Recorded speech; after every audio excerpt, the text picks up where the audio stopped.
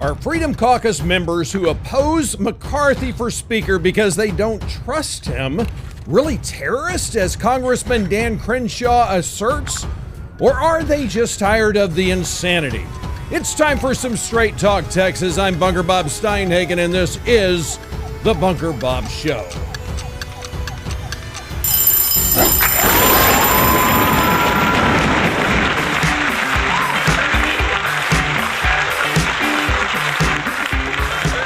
Greetings and happy 2003 again, thrill seekers, music lovers, conversationalists from of the great state of Texas. I am your host, Bunker Bob Steinhagen, bringing you an hour of unfiltered, unadulterated, and unapologetic conservatism to help make Texas and America great again.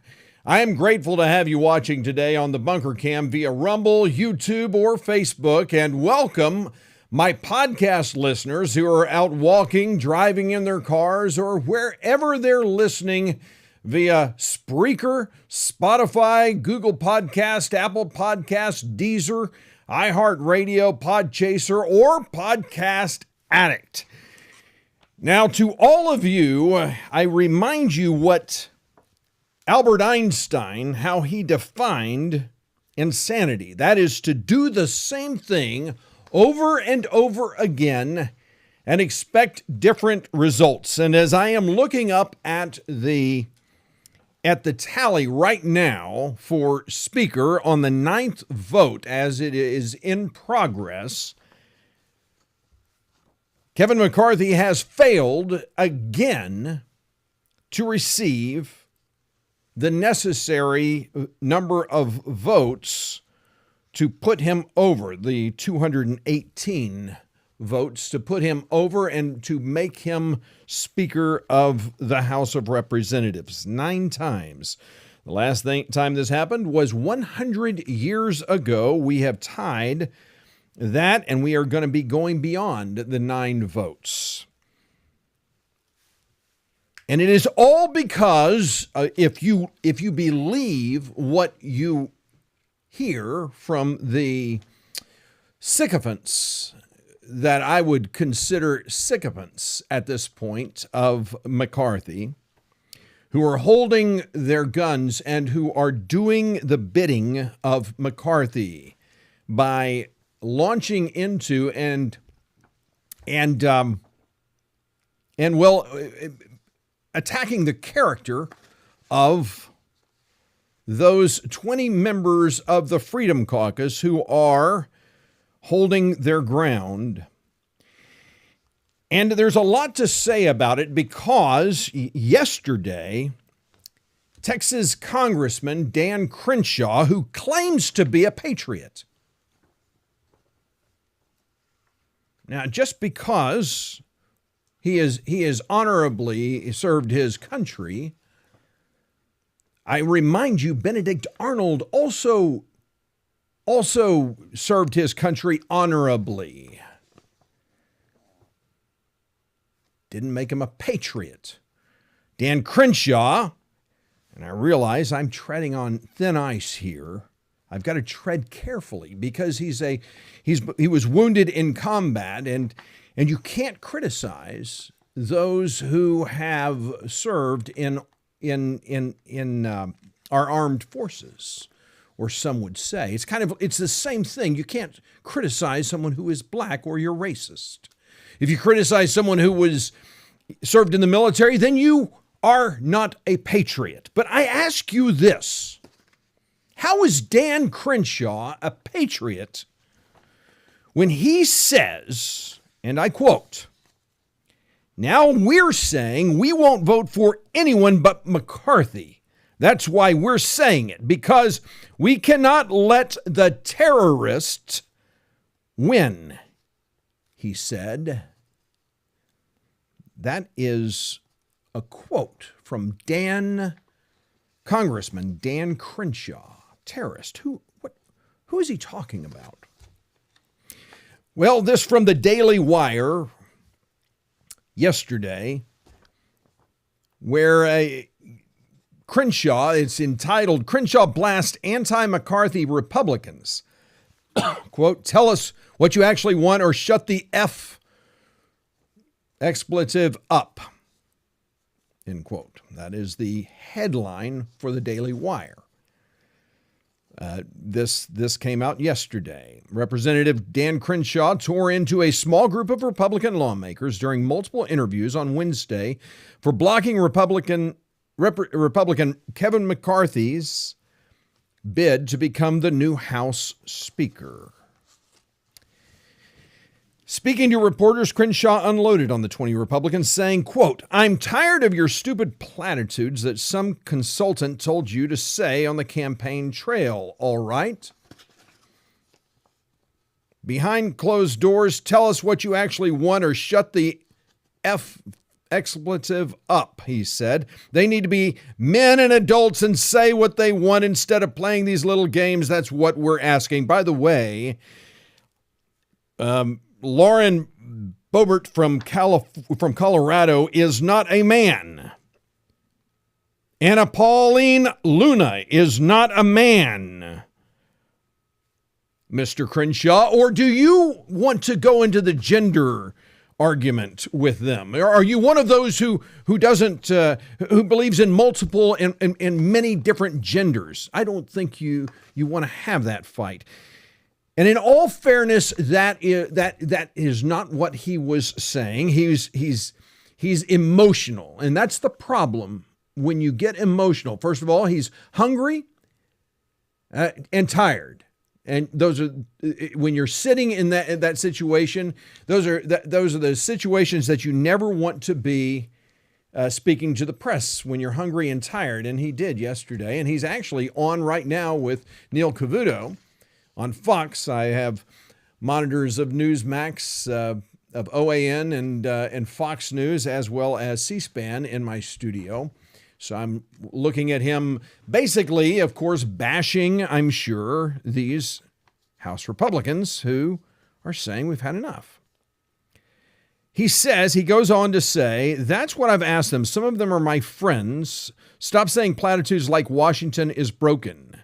Okay, why? Why? Here's why, Dan, that these guys keep saying Washington is broken, because and unless you realize it or not, Mr. Crenshaw, Mr. Representative, Washington is broken. This isn't something that a consultant had to tell these members of Congress. They didn't have to tell Chip Roy. They didn't have to tell Dan Bishop or Andy Biggs or Keith Self. They didn't have to tell them that Washington is broken. It's not a talking point that they are regurgitating because a consultant told them. Neither Mike Cloud, Keith Self, or Chip Roy, your colleagues from Texas, part of the Texas delegation, none of them had to be told this. They are trying to remind folks that Washington is broken, and here's what is being proposed. We want to put a California Republican, Kevin McCarthy, in the speaker role. Why? Because, as he said, he deserves it. He's earned it. Really? I find that fascinating. He hasn't earned it. He doesn't deserve it. This isn't a coronation. And first of all, Mr. Crenshaw, Mr. McCarthy could have had this fight behind closed doors in caucus, as has been done for 100 years now, or over 100 years. Once they, by the way, in 1923, when they had this 9-vote a fight on the floor of the House, well, that was, they learned their lesson, and they had these fights behind closed doors from then on. They did it in caucus so that the party could walk out in unanimity and speak with one voice. That didn't happen here. Why? Because Kevin McCarthy could not win speakership behind closed doors in caucus. So he wants to bring all of these people outside of the walls of the caucus, and he wants to make it look as though these Freedom Caucus idiots is basically what Crenshaw is calling them now. And by the way, when you watch Crenshaw address these issues, he doesn't speak to their issues. What are the issues? First of all, they don't trust Kevin McCarthy. They don't trust him. Why? Because Kevin McCarthy has lied to them. Not once, but multiple times. Chip Roy has a fundamental principle that, hey, you fool me once, shame on you. Fool me twice, shame on me. However, I will say that Chip Roy is one of those who is actually willing to vote for McCarthy with many concessions. And yet the concessions are still not clear as far as that goes, because here's the problem, folks. He has to get the concessions from McCarthy, who says, yes, we'll do all of these things that you want to do.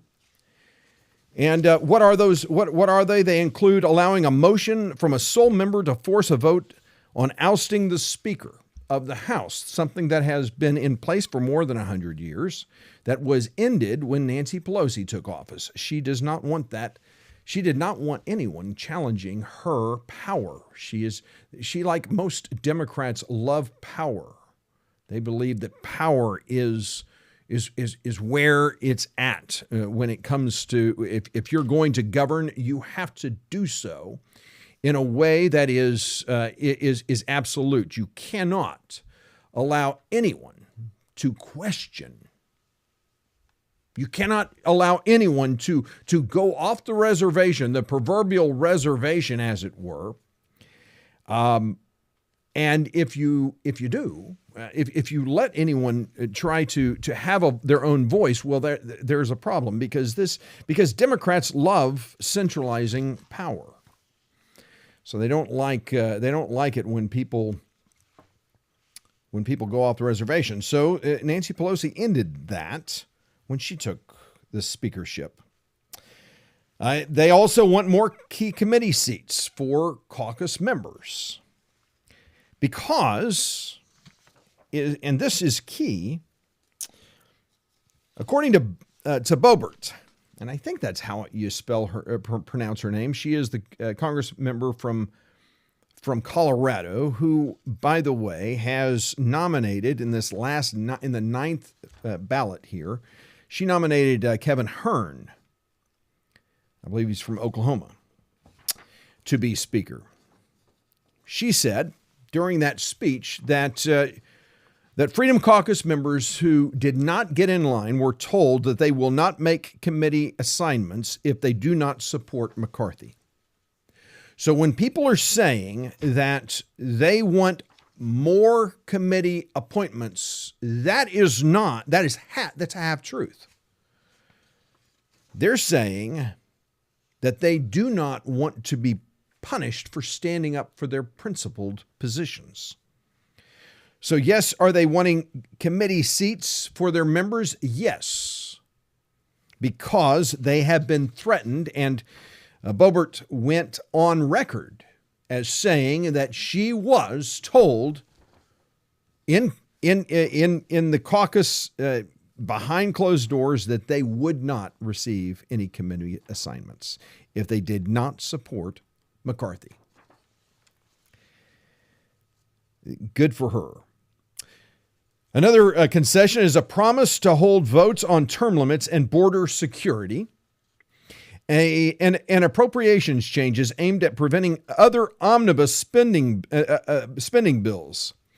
And another concession that, again, this is, and by the way, all of these concessions are irrelevant when he becomes Speaker, because they have to be voted on by the caucus, by the Republican caucus. Caucus has to, the rules, those on the Rules Committee, they decide whether or not these things are going to move forward.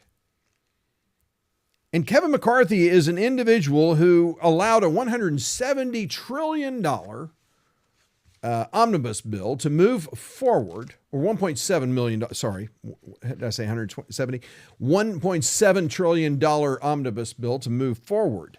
He is, and he had with Republicans, with Republican support. It could not have passed without Republican support, and it passed with Republican support because Kevin McCarthy is not a leader. He is a feckless leader.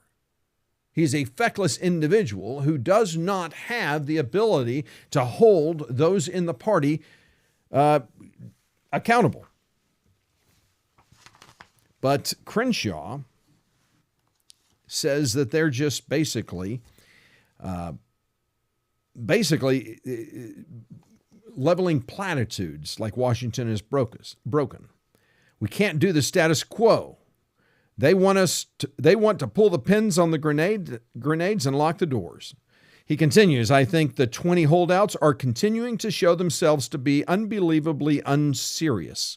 Now they're just choosing random people. They don't have a plan. It's almost like they want to make the point that they don't have a plan. They have zero ability to articulate what they want that would cause them to vote yes. It is utterly confusing, and then they get mad at us for criticizing. It's actually quite hilarious, the self-victimization that occurs. Crenshaw later gave a fiery interview on Fox News Radio with host Guy Benson, where he called out 20 Republicans' lack of preparation and planning for the alternative they were willing to back instead of McCarthy. Quote, they had no plan. They have some list of demands that mostly have been met, he said. They basically closed all the doors and pulled the pins on the grenades and are staring at each other like, what the hell do we do? Everyone is trying to work with them in good faith and give them an off-ramp because this is a terrible situation for them personally. They are responsible for holding up a GOP agenda. They could be responsible for Democrats pulling some really clever deals, maybe forcing a plurality vote, maybe potentially getting a rules package the Democrats want. Crenshaw goes on. Then they insulted Donald Trump. Did you hear that part earlier? Crenshaw said. Lauren Boebert, and because she really served this country, so she gets up and she basically tells Donald Trump to F off. That's what she just did. I couldn't believe it. I mean, I just couldn't believe it. Is that true? Not true at all. That's not true at all. You see, Donald Trump's tweet to move forward with McCarthy was a half-hearted tweet at best. At best, folks. This is the tweet that he posted. This was yesterday. Some really good conversations took place last night, and it's now time for all of our great Republican House members to vote for Kevin. Close the deal, take the victory, and watch crazy Nancy Pelosi fly back home to a very broken California, the only speaker in U.S. history to have lost the House twice. Republicans do not turn a great triumph into a giant and embarrassing defeat. It's time to celebrate. You deserve it. Now watch this. Kevin McCarthy will do a good job and maybe even a great job. Just watch. That is, folks, the most half-hearted endorsement of anyone that Trump has ever endorsed. That is not a true endorsement of Trump on anything. He is, but Crenshaw likes to play politics because Crenshaw is a politician at heart. He's not a statesman. He's not a statesman, but he has no problem calling those who are holding to the conviction of their beliefs, who are basically saying that Washington is broken. Washington is broken. Now, Matt Rosendale, who just nominated Byron Donalds for I think this would be fourth time for Speaker, gave an outstanding speech. he talked about how Washington is broken. And the definition of insanity is doing the same thing over and over again and expecting different results. And he's saying, folks, here's Washington, you want to put basically someone who is part of the problem, who is a career politician, you want them to lead change? That's insane. You see, some of the things that he talked about was the fact that when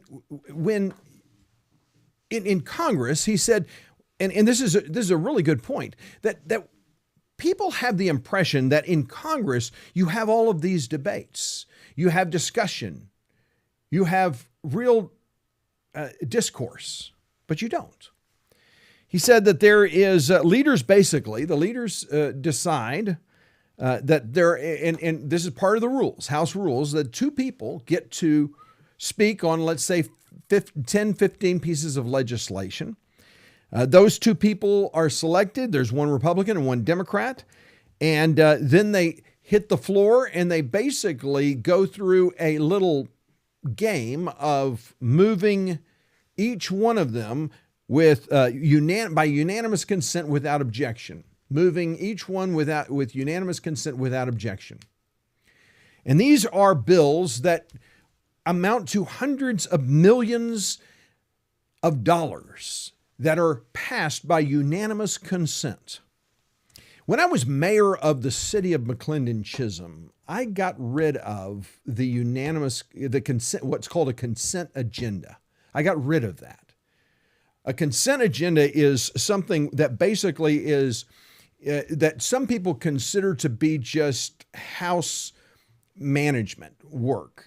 It's some reports that come in and that need to be part of the record. And so you just kind of push those through. Well, this is the consent agenda. The current mayor and city council of McClendon-Chisholm, they did a consent agenda on things that should have required a debate. This is a little city of 4,000 people, the city of McClendon-Chisholm. We're talking about the United States Congress is passing things by unanimous on basically a consent agenda, and they can't actually have a consent agenda in Congress. They've got to have a quote unquote debate, but they do it. This is how they do it, and so they are passing hundreds of millions of dollars. In fact, there is something suspending. Let's see, nothing suspended for anything over $100 million. That's a concession that Kevin McCarthy is willing to give. Nothing will be suspended. In other words, nothing will go into consent agenda that's over $100 million. And to Rosendale's credit, he says, wait, $100 million? That's a lot of money. You have something for $50 million and you say, well, that's only $50 million. We can put that on a consent agenda. And Rosendale's saying that's insane. He even said that he would fly into Washington. He's been there 2 years. He's only been in Congress 2 years, one term. He said he would fly into Washington during this consent agenda thing. And what happens is if anyone objects to a consent agenda item under Robert's Rules of Order, that thing has to be taken off consent agenda and put on regular agenda for discussion and vote. Well, he would come in often, fly in, just to object to all of the consent agenda type unanimous votes. He says, we need to stop this nonsense. Washington's broken, is what he's arguing. And Dan Crenshaw says, stop saying that. Stop saying that. Dan Crenshaw thinks that's a political, some political chit that these guys are using to try and curry favor. But there's a problem. He also highlighted in his nomination, and this literally just happened, so before I came on. But he highlighted the single subject legislation that most legislatures have, single subject legislation. In other words, you can't create a piece of legislation that is 4,000 pages and one thing has nothing to do with the other. It's something called germaneness. If you have a piece of if there's something in a piece of legislation, if you have a piece of legislation that is for, let's say, a highway, you cannot put something on women's reproductive health in that bill because they're not germane to the original bill. But that's what happens. There's also something called earmarks that happens in Congress, where basically it's little porculus bills, the earmarks. So, and it's a way to buy votes and grant favors to members of Congress and this has been going on for years because Washington is broken. Oh, I'm sorry, Dan Crenshaw. Don't say that, right? Don't say that Washington is broken. Well, Dan, Washington is broken. And do you know what? You are part of the problem. You are part of the problem. One of the things that Lauren Boebert and Matt Rosendale and Chip Roy and Andy Biggs, all of them, every time they've gotten up to speak, they all say the same thing. This is the most debate that they have ever experienced in their careers in Congress. When I say careers, I use that tongue in cheek. These are not long-term politicians. These are not career politicians like Kevin McCarthy is. And I'll tell you, Dan Crenshaw sure looks to me like he is gunning to be a career politician. He's gunning to be a career politician by his assault against those who actually want to see a change. They don't trust Kevin McCarthy. And people keep saying, well, they don't have a plan. Yeah, they do. Their plan is to stop Kevin McCarthy from being speaker. That's not a bad thing. What is wrong with that? That's a plan. Let's put someone else in, and they're proposing people like Byron Donalds and Kevin Hern, who are relatively new to Congress. Byron Donalds is going to be starting his second term in office. How do you fix something? You know, there's a lot to be said for what happened with Donald Trump, and when Donald Trump wins re-election in 2024, one of the lessons that he learned the hard way is that when he came into office, he basically brought and acquiesced and allowed Washington fixtures, basically, to be part of his cabinet, to basically become and help his administration, right? Jeff Sessions, Attorney General. You have multiple people who have come in and who became part of his administration, and he learned that was a huge mistake. That was the worst thing he could do because their mindset was Washington. When you come from Washington, you know Washington. You understand how Washington works. And it's harder to see how Washington doesn't work. Washington's broken. Washington's broken, Dan Crenshaw, but you don't want them to say it. Stop saying that. Washington is broken. Stop saying platitudes. That's a platitude, according to Dan Crenshaw, that Washington is broken. Never mind. And by the way, when you go through all of Crenshaw's arguments, not one time does he speak to their arguments. Not one time. None of this. He says, and so those of us who are standing against this, we're standing for principle. They are standing for notoriety, he says. He's accusing those on the Freedom Caucus who are opposing Speaker Kevin McCarthy for being Speaker. They're saying that these people are grandstanding. They're doing it for notoriety. They're standing for that extra news because nobody ever cares about them, and they're frustrated by that.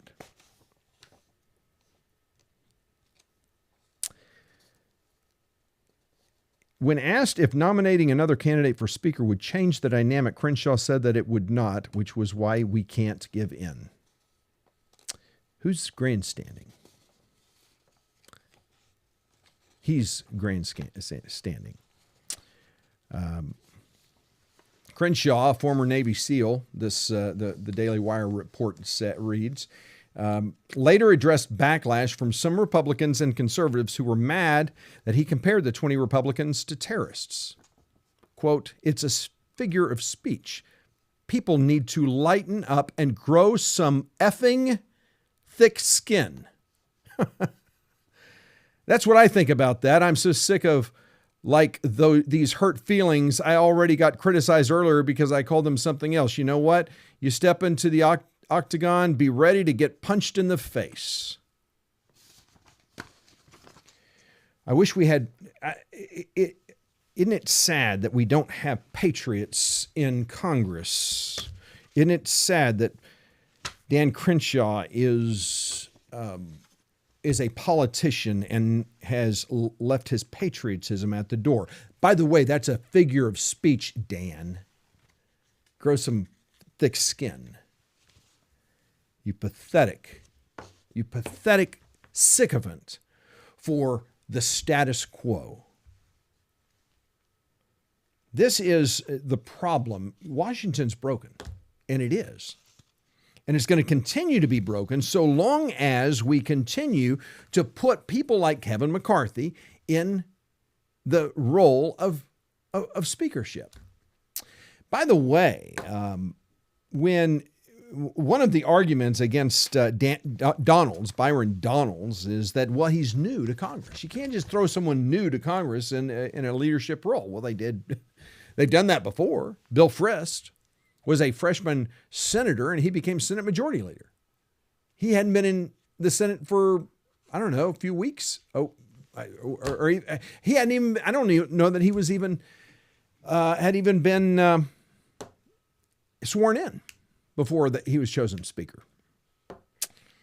So, yeah, that has no bearing whatsoever. The problem, as described by Matt Rosendale of Montana, who, again, was promoting, and by the way, Kevin McCarthy has lost his ninth attempt to be Speaker. They want to consolidate power, and that's what Rosendale has basically said, that those who are on the Rules Committee, they basically have all the power. And that's wrong. There should be an opportunity for debate and discourse and a back and forth on issues that are very important. Do you know, one of the things that Thomas Jefferson said when he was talking about passing legislation, he said, you know, if you're going to pass a bill, you should debate it vigorously. And when you know that it's the right thing to do, table it for 1 year. Put it aside for 1 year and see if you can live without it. And then revisit it a year later and say, do we really need this? And if the answer is yes, then by all means, pass that bill. But in Congress today, what we have is bill after bill after bill flying through Congress. And they always talk about how hard it is to get bills passed, and yes, it is. But the problem is because of the rules, because of how Congress works, because Washington, by the way, is broken. Because it's so broken, you basically just throw things in that are not germane to a piece of legislation, porculus after porculus, earmark after earmark. You can bring home the bacon, fry it up in a pan, and win another election. You become the hero. The question for Dan Crenshaw and all of those who are the sycophants for Kevin McCarthy, who are just convinced that he is got to be speaker. My question is why? Why does he have to be speaker? But more importantly, why do you not just go into caucus and settle this in caucus behind closed doors? If this is such an embarrassment, if this is such a bad part of American politics, if this is so embarrassing to you, then why not go to caucus? And you and I both know the reason for that, Mr. Crenshaw. Because Kevin McCarthy cannot win. You know why Mr. Crenshaw? You know why Congressman Crenshaw is such a sycophant for Kevin McCarthy? Because Mr. Crenshaw has some very choice assignments on committees. He's got some great earmarks that are going to help him. And if Kevin McCarthy doesn't become speaker, well, all of the work that Ben Crenshaw has been putting together to make himself Grand Poobah, make himself the next whip or deputy whip or whatever perk he's been promised, and he's been promised some good things, folks. Guarantee you. If McCarthy wins, watch where Ben Crenshaw is. He's going to be at the height. He's going to be at the very top of the leadership in the House. Why? Because he's done the bidding of Kevin McCarthy. But if Kevin McCarthy, and this is why, and by the way, Crenshaw, you need to grow some thick skin, because the Freedom Caucus is not going to bend. One of the things that Ben Shapiro basically highlighted, and this was from yesterday. This is from today, the Daily Wire. Again, another report from the Daily Wire. Basically, he went through and dissected the GOP House Speaker's battle and why it may be about to get even messier. He's done it through tweets, basically, and he writes, some, like Texas Representative Chip Roy, have an actual strategy to exact concessions, many of which are good and proper. The Daily Wire co-founder, best-selling author wrote. Others refuse to vote McCarthy no matter what. They have no plan whatsoever, says Shapiro. They do have a plan. They do have a plan. But here's one of the things that Firebrand Florida Representative Matt Gaetz said on Tuesday. He said, if you want to drain the swamp, you cannot put the biggest alligator in charge of the exercise. Gaetz has been nominating Trump to be Speaker of the House, which is allowable in the House. And let's see, we have Donalds has 17, Hearn has 3, and so no votes for Donald Trump as of yet, it doesn't look like. So I'm guessing Gaetz voted either for Hearn or Donalds. So that's what happens in Congress. It is a messy. It is basically, and what Rosendale was saying when he was making his nomination speech for Donalds was that very few people in the House of Representatives actually ever get a chance to debate anything. He highlighted that there are 435 districts represented in the United States House of Representatives. and just a handful of those get any chance to actually make meaningful impact on any bill or have any discussion or deliberation. They are passing bills hand over fist, and they are just pushing them through. And the members of the Freedom Caucus who oppose McCarthy are simply saying, we can't drain the swamp if we have the biggest alligator in charge of the exercise. Isn't that true? That is so true. The answer to this is to go into caucus. But will that happen? I don't know. I actually kind of doubt it. I doubt that they're going to go into caucus or they're going to try to caucus, because Kevin McCarthy knows that he does not have the votes. There are people who are in the Freedom Caucus who have said they will not vote for McCarthy, period. Let me remind you, as we talked about yesterday, the reason they do not want McCarthy is because he lied to them on multiple occasions. The best predictor of future behavior is past actions, and many of them are simply relying on their recollections of past behavior, of past actions, I should say. Excuse me.